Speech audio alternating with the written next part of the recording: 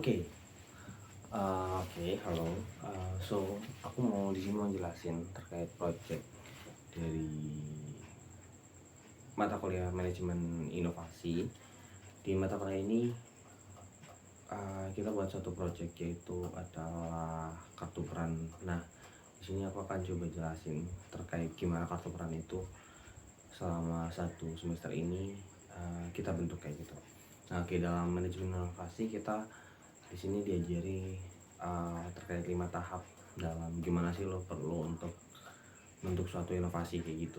Nah, ada 5 tahapan itu adalah empathize, habis itu ada define, habis itu ada idea, kemudian prototype, yang terakhir itu testing. Nah, oke. Buat kartu peran ataupun juga kartu budaya yang diangkat sama kelompokku, akan jelasin per definisi situ. Nah, pertama mungkin empathize.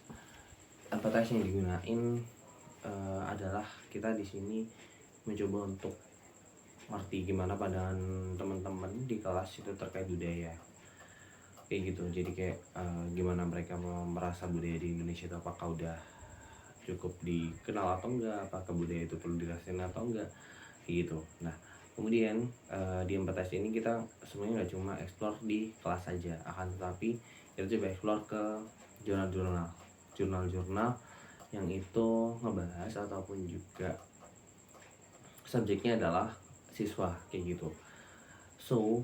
Berangkat dari empathize itu kita berusaha memahami gimana sih seorang siswa dan mahasiswa itu memahami terkait budaya atau kultur kayak gitu. Dan ternyata memang itu merupakan suatu hal yang penting. Nah, karena kita udah ngeliat nih gimana di empathize itu dari pandangan orang-orang, kita masuk ke proses selanjutnya yaitu define. Di define ini kita coba ngasih suatu pengertian ataupun juga lebih memperjelas lah dari yang sebelumnya kita udah dapat nih data-data yang ada. Itu kita memperjelas masalahnya itu apa sih. Nah, dari hal tersebut kita ketemu di kelompok kita tuh ketemu masalahnya bahwasanya budaya itu kadang terlupakan. Kenapa? Karena di pendidikan nggak selalu dapat memberikan ruang buat budaya-budaya itu masuk. Nah, pendidikan itu salah satu yang penting itu adalah medianya. Dan kita dengan tadi permasalahannya budaya itu ya, permasalahannya adalah anak-anak itu siswa terutama. Jadi kita fokuskan siswa itu nggak terlalu bisa untuk memahami budaya mereka yang ada di sekitar mereka. Dari define itu kita masuk ke tahap selanjutnya yaitu idenya apa gitu. Nah, ide di sini lebih ke gimana sih dari permasalahan tadi anak-anak yang kurang ada budaya itu, kita punya ide apa aja buat mecahin permasalahan itu. Nah, dalam selama kelas kemarin kita tuh ada beberapa ide. Pertama ada kartu peran, kemudian juga ada media-media yang lain kayak augmented reality, terus juga QR kayak gitu. Nah, dari ide-ide itu kita akhirnya settle buat coba ke kartu peran. Tapi kartu peran ini ada tweakingnya tuh maksudnya kita coba untuk maduin juga dari QR-nya.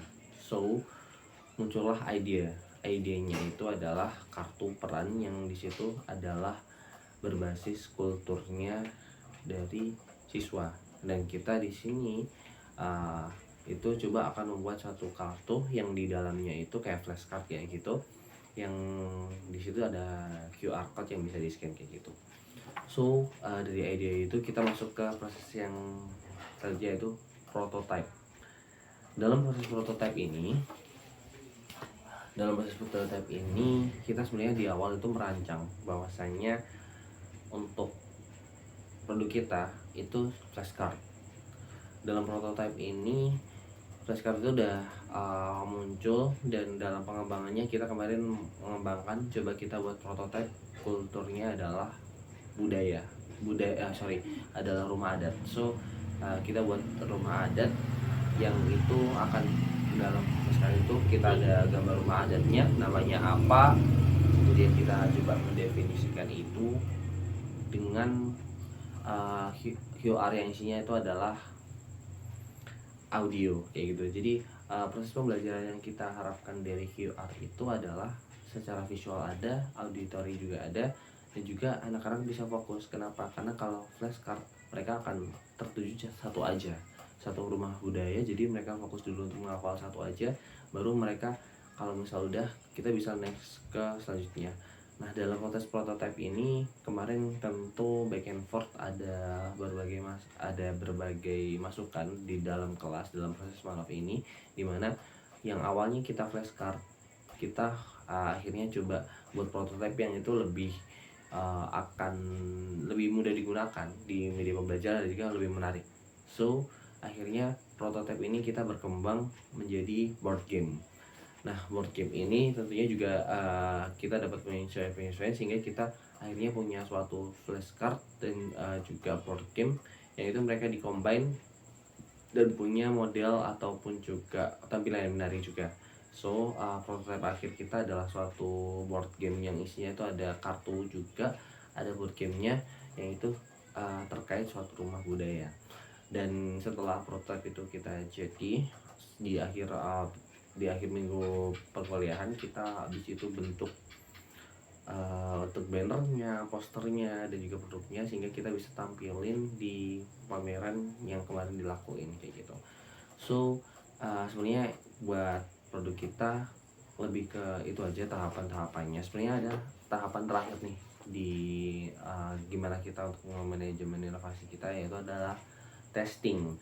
Tapi untuk produk ini kita cuma sampai ke prototype testingnya, itu lebih ke kita ngasih definisi ataupun juga kasih tahu ke orang-orang yang lagi melihat pameran kita gimana sih game itu dimainkan ataupun juga kartu dan juga boardnya itu dimainkan. Akan tetapi setelah itu kita belum sampai ke proses testing, kayak belum testing langsung ke siswa, karena menurut kita tuh proses ini tuh sebenarnya perlu banget kalau buat melihat apakah media itu efektif atau enggak. Karena kalau dalam pameran tentunya yang melihat adalah mahasiswa ataupun juga dari tendik, tapi belum ke siswanya, karena siswa yang lebih tahu, ataupun juga nanti kalau kita udah testing ke siswa kita akan lebih ngerti apakah itu memang udah bisa diterima siswa atau enggak.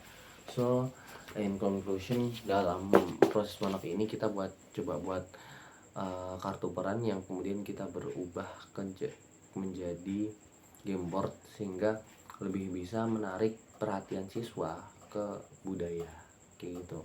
Oke, that's pengalaman gue selama manov. See you, thank you.